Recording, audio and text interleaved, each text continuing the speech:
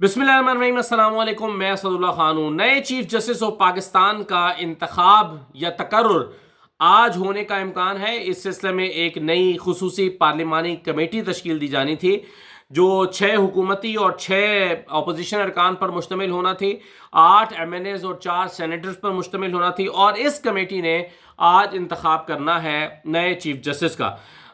नए आइन के मुताबिक तय ये पाया था कि 12 रुकनी कमेटी में से 2/3 अक्सरियत के साथ इत्तफाक होना ज़रूरी है चीफ जस्टिस का, और ये हुकूमत ने बहुत सोच समझ कर किया था।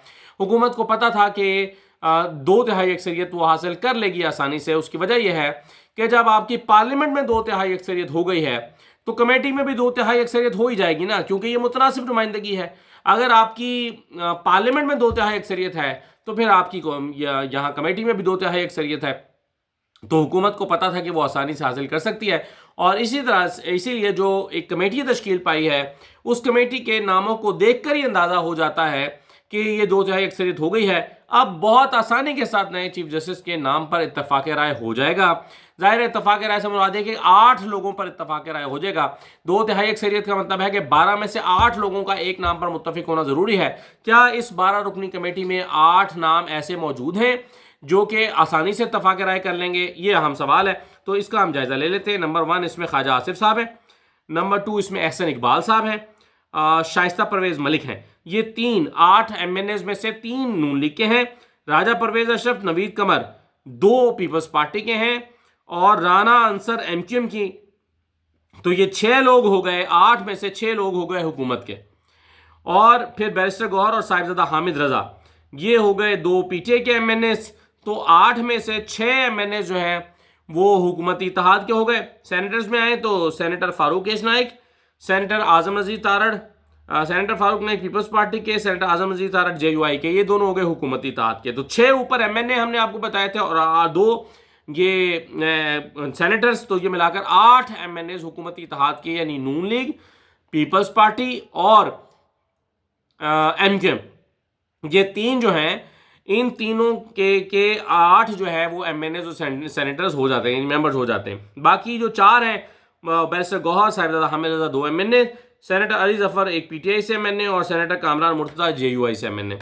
तो अगर कामरान मुर्तज़ा वैसे तो चूंकि आईनी तरमीम पर वोट कर चुके हैं तो उनका इत्तफाक राय हो सकता है, लेकिन हो सकता है ना भी हो। यानी JUI जैसे मंसूर के लिए वोट कर सकती है, लेकिन हो सकता है कि जो हुकूमती लोग हैं उनकी राय मुख्तलिफ हो। तो पीपल्स पार्टी और MQM और हुकूमत नून लीग, इनका इत्तफाक राय होना काफ़ी करीने कयास हमें लगता है, और हमें लगता है कि ये 8 नाम एक नाम पर मुत्तफिक आसानी से हो जाएंगे और 2/3 अक्सरियत हो जाएगी। और मेक श्योर किया गया था आईनी तरमीम लाते हुए कि जब कहा जाता है कि 2/3 अक्सरियत से नाम आना है, तो मेक श्योर किया गया था कि ये कंस्ट्रक्शन प्रोपोर्शनल रिप्रेजेंटेशन का मतलब ही ये है कि 2/3 अक्सरियत हासिल हो। तो ये तो अब आसानी के साथ ये मरहला हुकूमत आज अबूर कर लेगी। लेकिन साथ ही साथ जो दूसरी कमेटी है, कमीशन है, जुडिशल कमीशन, उसको भी बड़े तरीके से हुकूमत ने, यानी जजेस, हाई कोर्ट्स के अंदर जजेस, सुप्रीम कोर्ट के अंदर जजेस के एलिवेशन, ये पूरा कंट्रोल हुकूमत ने अपने हाथ में कर लिया है। वो जो 14 रुकनी कमेटी है, जो जुडिशल कमीशन है, जो पहले 9 मेंबर्स पर मुश्तमिल होता था, अब वो 9 मेंबर्स, यानी जो नई जुडिशल कमीशन है, उसमें हुकूमत की आसानी के साथ जो है वो तादाद मुकम्मल हो जाएगी। और ये अभी नहीं है, आइंदा के लिए भी शायद जो भी हुकूमत होगी उसकी भी आसानी से मुकम्मल हो जाएगा। क्योंकि देखिए ना, चीफ जस्टिस जो है वो इस जुडिशल कमीशन के मेंबर है, उसके बाद 3 सीनियर मोस्ट जजेस हैं, फिर एक आइनी बेंच का सबरा है। तो ये 5 जजेस की रिप्रेजेंटेशन हो गई सुप्रीम कोर्ट के जुडिशल कमीशन के अंदर। अब इसमें अगर आप गौर करें तो चीफ जस्टिस का इंतखाब चूंकि हुकूमत कर रही हुआ करेगी, और हुकूमत की उसमें जो है वो बरतरी हुआ करेगी, तो चीफ जस्टिस का भी इम्कान होगा कि चीफ जस्टिस हुकूमत का बाएतमाद आदमी हो। इसी तरह से आईनी बेंच का सबरा भी हुकूमत का आदमी होगा। फिर इसमें लॉ मिनिस्टर हैं तो वो तो होंगे ही हुकूमत के। फिर इसमें अटर्नी जनरल हैं तो वो तो होंगे ही हुकूमत के। फिर इसमें अकलियत का एक नुमाइंदा स्पीकर दिया करेगा। स्पीकर हुकूमत का होता है तो वो बंदा भी हुकूमत का होगा। और 2 हुकूमत के अपने अरकान होंगे, 2 हुकूमत के तो बराह रास्त अरकान इसमें शामिल होंगे, 2 अपोजिशन के भी होंगे। एक पाकिस्तान बार काउंसिल का नुमाइंदा होगा, जो कि 90% चांस होता है कि पाकिस्तान बार काउंसिल हुकूमत को सपोर्ट कर रही होती है। तो ये देखिए ना कि एक चीफ जस्टिस हो गया, ایک آئینی بینچ کا سربراہ ہو گیا، دو تو یہ ہو گئے، چلے درمیان کے جو 3 ججز ہیں وہ تینوں کے تینوں بھی اگر آپ سمجھ لیں، فرض کیجئے کہ وہ نہیں ہے حکومت کے ساتھ، تو پھر بھی اٹارنی جنرل آپ ملائیں 3، لا منسٹر 4، 2 حکومتی نمائندے 6 اور ایک اقلیت کا نمائندہ 7، تو جوڈیشل کمیشن جو کہ 13 ممبرز پر غالباً مشتمل ہے، ان 13 میں سے 7 کی نمائندگی تو جوڈیشل کمیشن میں حکومت کی ہو گئی ہے، تو حکومت کی اکثریت یہاں پر جوڈیشل کمیشن میں بن گئی ہے۔ مطلب یہ کہ جو بھی سپریم کورٹ میں جج لانا ہے وہ حکومت اپنی مرضی کا لائے گی، ہائی کورٹس کے اندر جو ججز لگانے ہیں وہ اپنی مرضی کے لگائے گی، تو یہ حکومت کا یہاں پر بھی کنٹرول حاصل ہو گیا ہے۔ اب اس کے ساتھ ساتھ جو ہے وہ یعنی یہ تو چلیں سمٹ گیا معاملہ، لیکن بہرحال بحث ابھی یہ بھی چل رہی ہے کہ جب 2/3 اکثریت نہیں ہوا کرے گی تو کیا ہوگا۔ فرض کیجئے کہ کمیٹی کا اتفاق 2/3 اکثریت کے ساتھ ایک چیف جسٹس کے نام پر نہیں ہو پاتا، تو پھر کیا ہوگا؟ تو پھر آج یعنی قانون اس پہ خاموش ہے، میں نے پچھلی ویڈیو میں بتایا بھی تھا، تو آج میں نے ایک حکومتی شخصیت سے یہ پوچھا تو انہوں نے جواب دیا کہ جب تک چیف جسٹس کا پر اتفاق نہیں ہو جاتا تو پھر جو سینئر موسٹ جج ہوں گے، سینئر پیونر جج ہوں گے، وہی ایکٹنگ چیف جسٹس کے طور پر کام کریں گے۔ تو ایکٹنگ چیف جسٹس کے طور پر وہ کام کرتے رہیں گے، تو اتفاق رائے 6 مہینے نہیں ہوگا تو کیا 6 مہینے پھر ایکٹنگ چیف جسٹس وہ سینئر موسٹ رہیں گے؟ تو بہت سارے سوالات بہرحال ابھی اس کے اندر باقی ہیں۔ اب آ جائیے ذرا اس معاملے پر کہ جو کہا جا رہا ہے کہ جنہوں نے پارٹی سے غداری کی ہے ان کا کیا ہوگا، کیونکہ آئینی ترمیم ہو گئی تو یہ چیپٹر تو یہاں ختم نہیں ہوا۔ اب حکومت کی آپ دیکھیں نا دوہرا معیار، ایک طرف انہوں نے عادل بازائی کے خلاف رکنیت ختم کرنے کے لیے الیکشن کمیشن کو لکھ دیا ہے کہ انہوں نے چونکہ پارٹی پالیسی سے انحراف کیا ہے عادل بازائی نے، اس لیے ان کی رکنیت ختم کر دی جائے۔ اب آپ دیکھیں ایک طرف حکومت کیا کر رہی ہے کہ پی ٹی آئی کے بندے خرید رہی ہے، ان کی وفاداریاں خرید رہی ہے، ان کی وفاداریاں توڑ رہی ہے، ان کو زبردستی تبدیل کرا رہی ہے، ان کو منحرف کرا رہی ہے، اور دوسری طرف اپنے بندے کے خلاف عادل بازائی کے خلاف فوراً انہوں نے جو ہے وہ کرنا شروع کر دیا کہ اس کو رکنیت فوراً معطل کی جائے۔ اب کوئی پوچھے چلو یہ رکنیت تو معطل ہو جائے گی، اس بیچارے کا اربوں روپے کے جو پراپرٹی ہے اس کو ڈیمیج کیوں کیا گیا، اس کے پلازے کیوں گرائے گئے، اس کا کاروبار کیوں سیل کیا گیا، اس کا کوئی جواب نہیں دے گا۔ ویسے کل جو عمر ایوب صاحب نے تقریر کی تھی نا، عمر ایوب صاحب نے جس میں کہا کہ جی ہمارے سینیٹرز کے ساتھ یہ ہوا، انہیں پکڑ لیا گیا، انہیں زبردستی فورسفلی تبدیل کرایا گیا ہے، ان کی وفاداری تبدیل کی گئی ہے، تو اس پر مذاق اڑایا جا رہا تھا، اور اسپیکر صاحب کہتے کہ اچھا بس ٹھیک ہے چلیں وائنڈ اپ کریں، ٹائم ہو گیا ہے، وائنڈ اپ کریں۔ انہوں نے کہا نہیں میری بات سن لیں، نہیں ہر تھوڑی دیر بعد جب وہ اس طرح کی بات کرتے تھے تو اسپیکر یا ساتھی کہتے تھے چلیں وائنڈ اپ کریں۔ کسی نے اس بات کا جواب دینا مناسب ہی نہیں سمجھا کہ جو زبردستی لوگ منحرف کرا گئے ہیں۔ نسیمہ احسان کا مثلاً یہ جو الزام لگا تھا کہ نسیمہ احسان کے جو بچوں کو اغوا کر کے زبردستی یا ان کو تحویل میں لے کے اور پھر نسیمہ احسان کو زبردستی زہرانے میں بھیجا گیا، یہ کل تقریر میں بھی کیا گیا، اس کا کسی حکومتی ممبر نے جواب نہیں دیا۔ اٹھ کر کہتے نا کہ نہیں بکواس کر رہے ہو، جھوٹ بول رہے ہو۔ خواجہ آصف نے بڑی لمبی تقریر کی اس کے بعد، خواجہ آصف کہتے ہیں کہ میں categorically on the floor of the house یہ کہنا چاہتا ہوں کہ سب جھوٹ بول رہے ہیں، سب بکواس کر رہے ہیں۔ میں حلفاً کہتا ہوں کہ کوئی بندہ جو ہے وہ کسی کا نہیں اٹھایا گیا، کسی کو زبردستی خریدا نہیں گیا، کسی کو منایا نہیں گیا، کسی کے کاروبار کو ٹھیس نہیں پہنچائی گئی، کسی کے پیٹرول پمپ بند نہیں کیے گئے، کسی کے پلازے نہیں گرائے گئے، کسی کے گھر کے باہر مشینری نہیں بھیجی گئی۔ تو خواجہ آصف کہتے نا ہمت تھی تو کہتے کہ جی یہ جھوٹ ہے، ایسا نہیں ہوا، اور اگر ہوا ہے تو پھر کیا آئینی حیثیت، اخلاقی حیثیت ہے اس جو آئینی ترمیم ہے جو حکومت نے کی ہے، اور کس فخر کے ساتھ آج کو ہم کو مبارکباد پیش کرتے رہیں۔ یعنی کوئی پارلیمانی نارمز ہوتی ہیں، کوئی شرم ہوتی ہے، کوئی حیا ہوتی ہے، سب ختم ہو گئی، اور بڑی ہی بے شرمی کے ساتھ، بہت بے شرمی کے ساتھ یہ کیا گیا کہ لوگوں کو اٹھایا گیا، اور اس کا کوئی جواب بھی دینا نہیں چاہتا، خاموشی، جو اعتراض کر رہا ہے اس پر مسلسل خاموشی اختیار کیے ہوئے ہے کہ جی کچھ نہیں ہوا، بس کچھ ہوا ہی نہیں ہے۔ تو یہ بڑی حیران کن جو ہے وہ میرے نزدیک بات ہے۔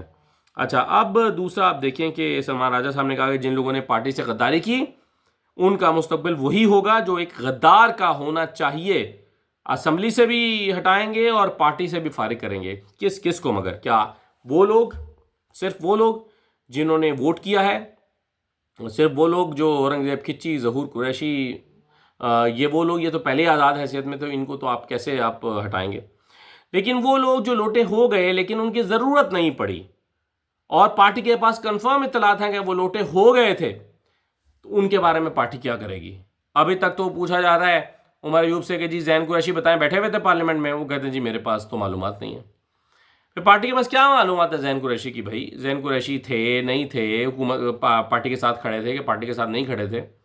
ایک بات کا جواب زین قریشی، ڈاکٹر زرکا اور فیصل سلیم، سینیٹر فیصل سلیم، یہ سارے لوگ ایک سوال کا جواب نہیں دے سکے۔ بعد میں تو کلیریفیکیشن دے رہے ہیں کہ جی ہمارے بارے میں پروپیگنڈا کیا جا رہا ہے اور ہمارے بارے میں غلط خبریں پھیلائی جا رہی ہیں، ہم عمران خان کے ساتھ کھڑے ہیں۔ یہ آئینی ترمیم ہو جانے کے بعد بیان دے رہے ہیں، اس بات کا وہ جواب نہیں دے پا رہے کہ آئینی ترمیم ہونے سے پہلے یہ بیان دینے کی ان کو ہمت کیوں نہ ہوئی۔ آئینی ترمیم کا انتظار کرتے رہے، جیسے ہی آئینی ترمیم پاس ہوئی بیانات دینا شروع کر دیے، ویڈیوز آنا شروع ہو گئی۔ تو یہ تو ایک سادہ بچے کو بھی بات سمجھ آتی ہے نا کہ اگر آپ پارٹی کے ساتھ کھڑے تھے تو بھائی 3 دن سے 4 دن سے آپ کے بارے میں واویلا مچا ہوا تھا، زین قریشی صاحب کے بارے میں 3 دن سے شور مچا ہوا تھا۔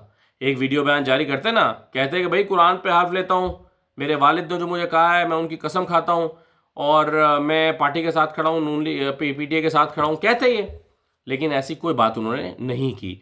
اور جب ووٹنگ ہو گئی، پتہ لگا کہ مولانا مان گئے ہیں۔ اگر مولانا نہ مانے ہوتے اس کا انتظار کیا گیا، مولانا مان گئے ہیں، مولانا نے ووٹ کر دیا ہے، آئین ترمیم ہو گئی ہے، اب ان کی ضرورت نہیں پڑی تو بیانات جاری کر دیے۔ تو یہ ظاہر ہے قوم کو اس بات سے تسلی نہیں ہو رہی، عوام لوگوں کو تسلی نہیں ہو رہی، کیونکہ تسلی تو تب ہوتی جب آپ ووٹنگ سے پہلے اسٹیٹمنٹ دیتے اور کہتے کہ میں قسم کھاتا ہوں کہ مولانا مانے یا نہ مانے میں ووٹ نہیں کر رہا۔ یہ بات کیوں نہیں کی زین قریشی نے، یہ بات کیوں نہیں کی ڈاکٹر زرکا نے؟